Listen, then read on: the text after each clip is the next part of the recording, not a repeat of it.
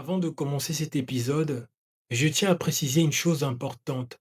Le contenu de ce podcast n'a pas pour objectif de propager la haine, de diviser ou d'appeler à la violence. Mon intention est simple, éveiller les consciences, partager une réflexion critique et inviter la jeunesse camerounaise à penser par elle-même à travers des références culturelles, historiques et actuelles.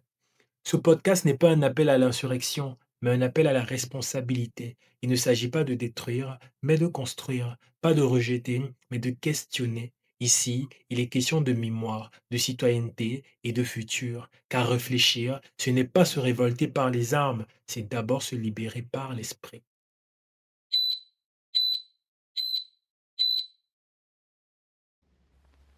L'UPC a demandé à intervenir sur trois questions.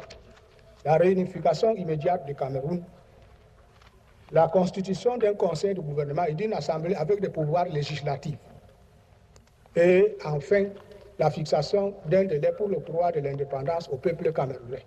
Telles sont, Monsieur le Président, les questions sur lesquelles le peuple de mon pays m'a mandaté pour venir ici. Je vous remercie, Monsieur le Président.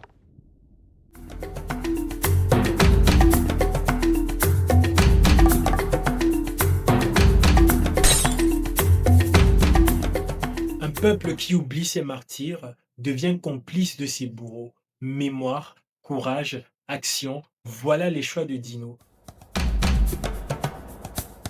Bonjour à vous les choisis et bienvenue dans les choix de Dino.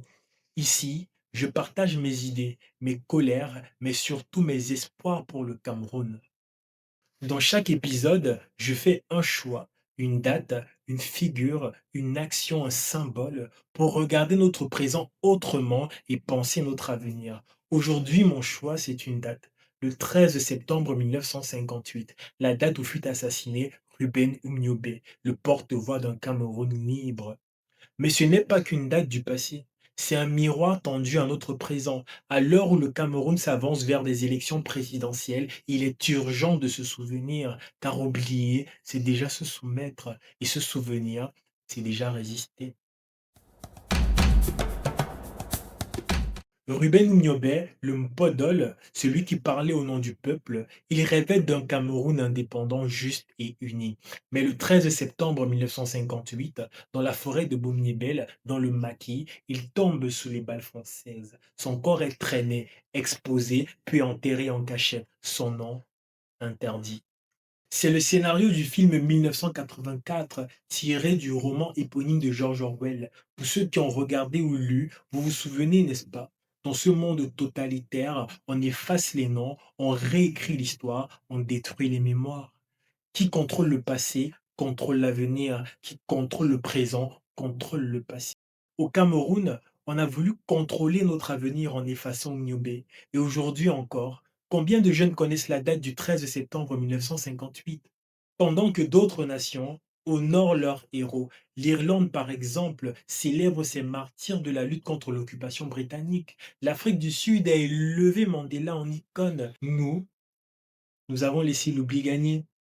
On n'a pas seulement enterré Oumniobé, on a enterré un rêve. Mais les rêves ne meurent jamais. Ils attendent d'être réveillés. 67 ans plus tard, que voyons-nous? Un Cameroun qui ressemble parfois aux dystopies qu'on a vues dans les films et les livres. Dans V pour Vendetta, un film excellent que j'adore, le peuple vit dans la peur, surveillé, manipulé par les médias d'État. Dans le film 1984, la vérité n'existe plus, seule compte la version officielle diffusée par le régime en place. Regardons autour de nous. Les médias publics ne sont que les porte-voix du pouvoir. Les arrestations arbitraires existent encore. Journalistes, activistes, opposants, l'économie est paralysée par la corruption. Le tribalisme est instrumentalisé pour diviser la jeunesse. Et pendant ce temps, on nous sert des promesses. Promesses de routes qui ne se terminent jamais, des stades sans eau ni électricité, d'emplois pour une jeunesse qu'on pousse à l'exil. Pour soutenir la comparaison, on peut se souvenir de la Roumanie des années 80. Nicolae Ceausescu promettait un avenir radieux pendant que son peuple faisait la queue pour un morceau de pain. En Corée du Nord aujourd'hui, Kim Jong-un nous parle de grandeur nationale pendant que la population vit dans la misère et la peur. Et nous, Nous avons l'impression d'être coincés dans une boucle sans fin, comme si l'histoire nous condamnait à répéter les mêmes erreurs. Le Cameroun, c'est le seul pays où tu peux mourir de faim, mais jamais de promesses. L'État et ses institutions sont sous contrôle. Nous avons la corruption, la répression, le verrouillage politique qui rendent toute réforme venue du sommet improbable.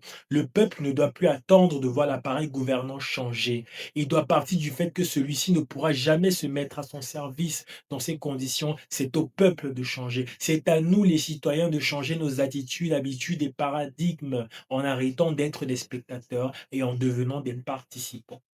L'histoire par Omiobé nous montre que c'est l'action populaire, créative et organisée qui peut déclencher le changement. Par le monde, il y a de nombreux exemples d'espoir. En Irlande du Nord, dans les années 60, les jeunes ont refusé la discrimination religieuse. Leur lutte a été longue, violente parfois, mais elle a forcé le monde à regarder. En Roumanie, en 1989, le peuple s'est levé contre la dictature de Ceausescu. En quelques jours, le régime de fer s'est effondré. En Afrique du Sud, malgré l'apartheid, malgré la prison, Mandela a fini par voir tomber les murs de l'oppression. Et un événement tout frais nous parle encore plus. C'est le cas du Népal, qui en quelques jours, grâce à la ferveur de sa jeunesse, a renversé un gouvernement ressemblant étrangement au nôtre. Ces peuples n'avaient pas plus de force que nous, les Camerounais. Ils avaient quelque chose de simple, la conviction que l'injustice n'est pas une fatalité. Au Cameroun, c'est nous la jeunesse, comme l'ont fait les jeunes du Népal, de marcher symboliquement ensemble dans nos votes, dans nos idées, dans la solidarité. Le changement n'est pas une explosion soudaine, c'est une étincelle qui naît dans les consciences. Nous n'avons pas besoin d'arriver aux extrêmes observés au Népal, mais nous devons quand même nous préparer à ce genre de dénouement, car celui qui a goûté au pouvoir lâche difficilement. Pour agir, il faut déjà tous se sentir concernés. C'est le peuple qui agit en un seul bloc. Ce n'est pas une affaire d'ethnie ou de tribu. Ce n'est pas une affaire des Douala, des Bami, des Bassa, des Peuls, etc. Ni une affaire de moi, Dino, de Zuminto ou du général Balsero. Non, nous sommes tous concernés et devons être capables de parler d'une seule voix. Nous avons grandi dans un pays où on nous répète que c'est comme ça depuis toujours. Mais ce toujours ne doit pas devenir pour toujours. Chaque génération a un rôle à jouer. La nôtre doit briser le masque de l'indifférence. Cela veut dire quoi concrètement? Refuser de rester silencieux face à l'injustice. Utiliser notre voix, pas seulement sur les réseaux sociaux, mais dans la vraie vie. Refuser l'abstention et participer, même si le système semble verrouillé, parce qu'un peuple qui ne participe pas disparaît de l'équation. Se former, comprendre nos droits, dénoncer les abus, mais aussi proposer des alternatives.